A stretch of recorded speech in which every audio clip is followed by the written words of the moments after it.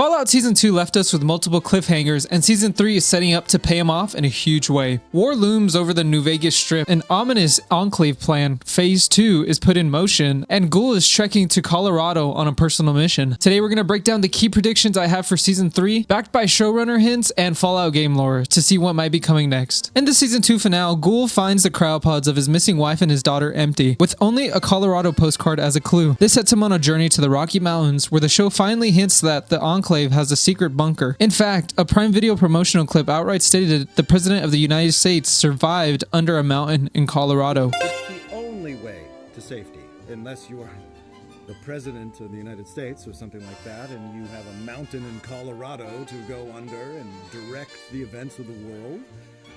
Not many of us are that. There's only one of those.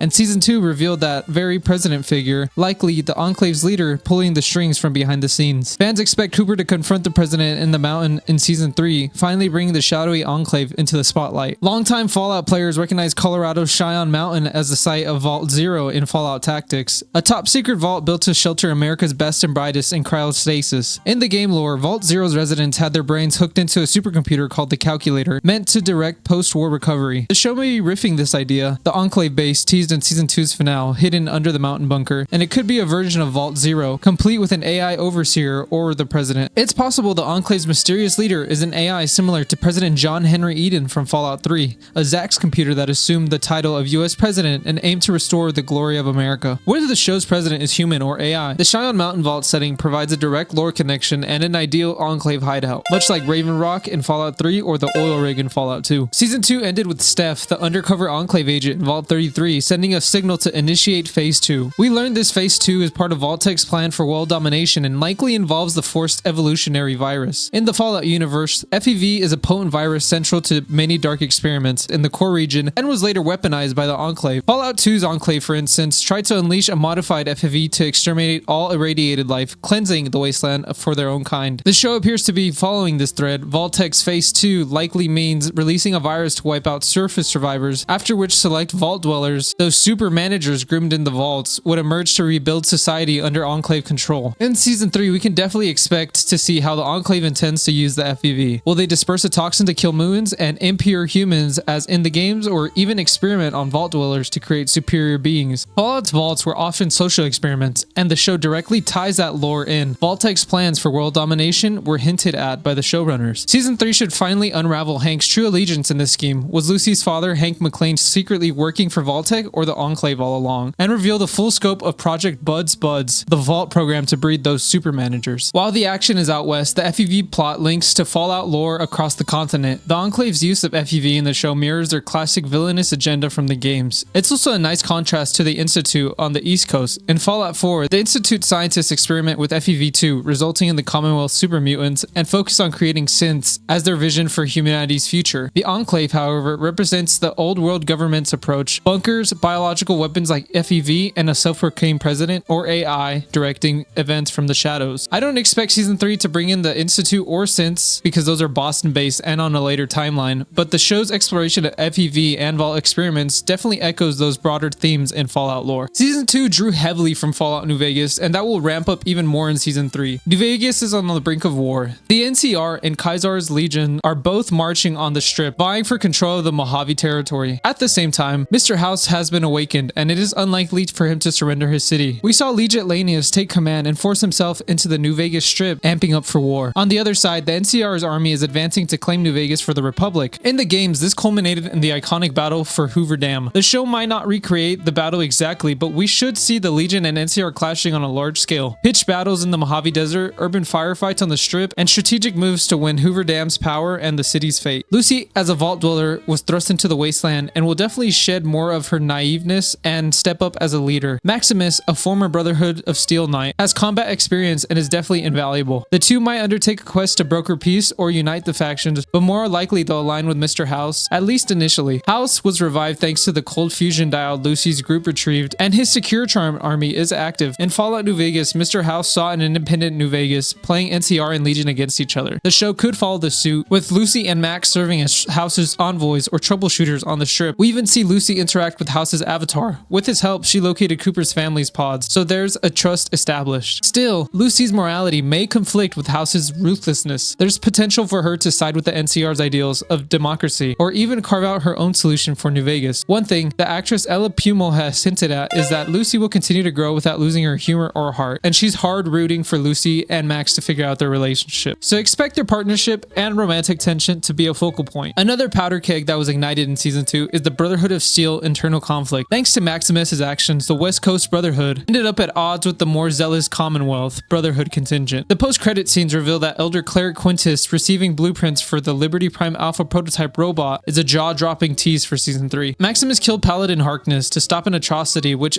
inadvertently sparked a BOS civil war. The West Coast Brotherhood chapters are now under siege by the powerful Commonwealth chapter. Elder Quintus, who tried diplomacy, has embraced the desperation, declaring, Quintus, the Unifier, is dead. Quintus, the Destroyer, is born.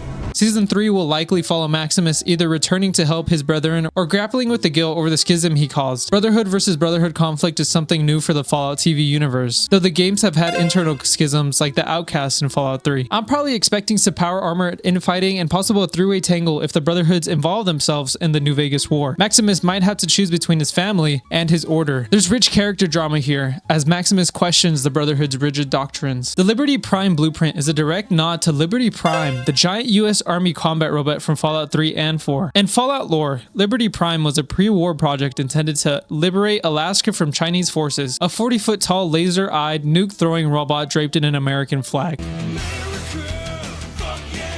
Post-war, the Brotherhood of Steel recovered Liberty Prime in Washington, D.C. and eventually got it operational to fight the Enclave in 2277. A decade later in Fallout 4, the Brotherhood rebuilt Liberty Prime Mark II to assault the Institute. Now in the show's timeline, 2290s, Elder Quintus has unearthed Liberty Prime Alpha blueprints, possibly the original prototype design, or simply the name for this iteration of the robot. His intent is clear: build Liberty Prime for West Coast Brotherhood to decisively crush their enemies. The blueprint prop in the show even lists familiar Fallout corporations, Robco, General Atomics, and Mass Fusion as the collaborators on this project, grounding it in the lore. We can expect in season 3 that Quintus will scramble to assemble the mechanical behemoth that raises the stakes enormously. Imagine Vegas Strip becoming a battlefield with a giant robot. I'm speculating that the Brotherhood Civil War and the New Vegas War storylines could converge, with Liberty Prime stomping down in the Strip in season 3's climax. I know it sounds crazy, but the groundwork is laid. Quintus has done a major hurdle powering the thing. In Fallout 3, Liberty's Prime's power was finding a mobile power source. This show cleverly tied this in. The cold fusion diode that Cooper stole, used to revive House, is exactly the kind of power supply needed to fuel Liberty Prime Alpha. If Quintus can retrieve that from Mr. House, he might actually bring the Juggernaut online. The prospect of Liberty Prime versus everything is an epic one, and it poses a moral dilemma. Maximus and Lucy might have to decide if they support unleashing such a destructive technology. The Brotherhood sees it as salvation, but others might see it as a threat as dangerous as the Enclave's plans. One way or another, the Liberty Prime plot ensures season 3 will deliver